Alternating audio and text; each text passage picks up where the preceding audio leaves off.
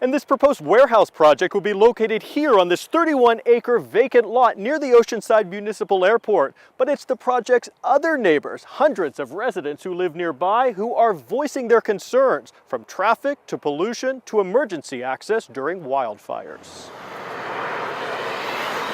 Shock and revulsion. I think it's an abomination. It's an affront to our quality of life, our safety. Oceanside resident Scott Becker lives just north of the Eddie Jones Warehouse Project, a warehouse, manufacturing, and distribution center proposed to be built on Eddie Jones Way, just off State Route 76. The facility would include 114 semi-truck loading bays, nearly 600 parking spaces, and a building just under 600,000 square feet.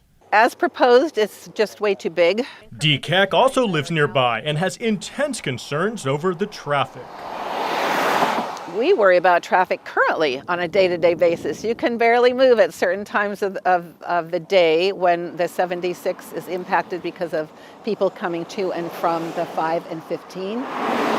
She says adding the slower-moving semi-truck traffic generated by this project would further clog the already congested roadways, especially Bennett Road off the 76, which residents would share with the facility. That is going to impact our traffic tremendously. It's a big site. It's a big site. Arlene Tendick is a spokesperson for the developer, RPG. 31 acres is a very large project site. So for context, it's about a third of the size of the San Diego Zoo. We've got a lot of space to work with out here. Tendick points out that this land is already zoned for industrial and has been used in that capacity stretching back to the early 1960s, well before the residential neighborhood was built. She's aware of the concerns over the potential impact to traffic and says a dedicated right turn lane off Bennett Road would be added to allow project traffic to get out of the way of traffic heading north into the residential neighborhood. And I think it's easy to see the number of truck bays that are proposed and make that assumption, but it really is not going to function that way. Even though there are over 100 truck bays, she says that will not translate to hundreds of semis coming and going at all times of the day. While there are still unknowns like who will lease the space, a traffic study by the developer shows that during peak traffic times, there would be an average of 13 semis in the morning and 9 in the evening. Those peak times that people are concerned about, how does it impact getting to work or taking my kids to school?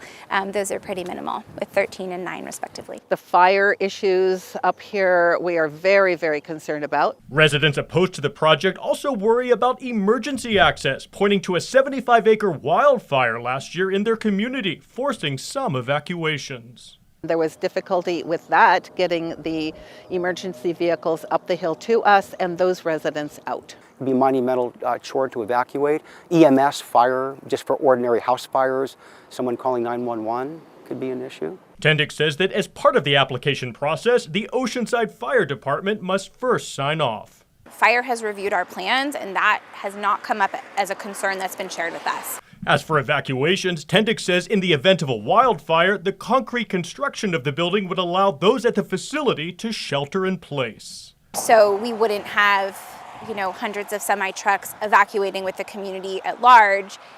They would most likely shelter in place, and then the community could evacuate the way that they would evacuate regardless of whether this project is built. Well, I think it's right project, wrong place. Neighbors are also concerned about the unknown. While the project could provide space for 4 to 6 tenants, no tenant has yet been identified. Although Tendick says it is highly unlikely this would become an Amazon facility. If we're approved and once we get built, I don't anticipate it staying vacant for long. In the meantime, the draft environmental impact report for this proposal is anticipated by late summer, providing the public a chance to weigh in before the final report is complete. The Oceanside Planning Commission would then review the proposal later this year or early next year. I think we can elevate that land and make it something beautiful, bring high quality jobs, and really ultimately have something that is additive to Oceanside. When the shovels start digging up, it's too late. But many residents are not sold and plan to keep fighting. We're not anti-development, but this is a monumental expansion of the use permit, and that's the bone of contention. We need to be able to say that we have done everything within our power to make a change, make a difference, and to oppose this because it is not suitable for our neighborhood. And for more detailed information on this project and the community's concerns, just go to cbs8.com and click on the online version of this story.